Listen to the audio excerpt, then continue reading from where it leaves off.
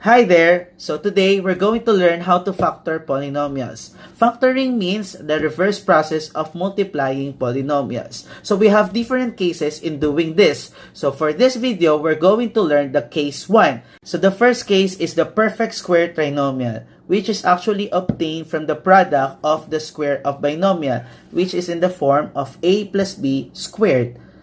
Now, how are we going to verify if our given trinomial is a perfect square trinomial? So let's have this example.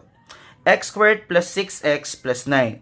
So we need to determine if this is a perfect square trinomial. And to do that, we have to get the square root of the first term and of the last term. So the square root of x squared is simply x. And the square root of 9 is 3. Now, we have to multiply this. So, x times 3, that is 3x, and multiply it by 2, so the answer is 6x, which is the same as the middle term. If that's so, then that means this given expression is a perfect square trinomial.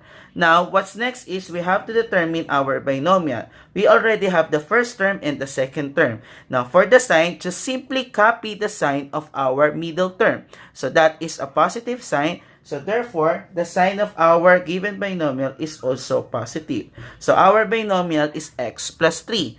Now, we have to write this in the squared form. So, therefore, the answer would become the squared of x plus 3, which is the factor of our given trinomial. So, let's have another example. 16x squared minus 40x plus 25. Now, what we're going to do is we will just get the square root of the first term and the last term.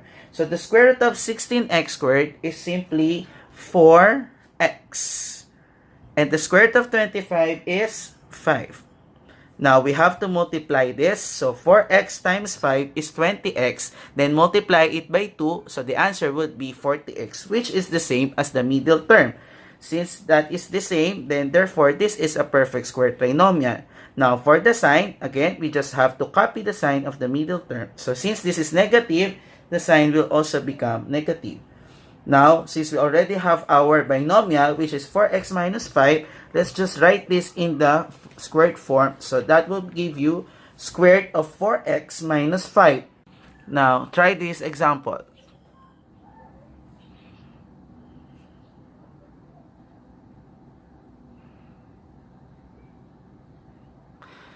So, the correct answer is square of 2x minus 7. So that's all for today. Thanks for watching, and I hope to see you on the second case for the factoring polynomials. God bless you all.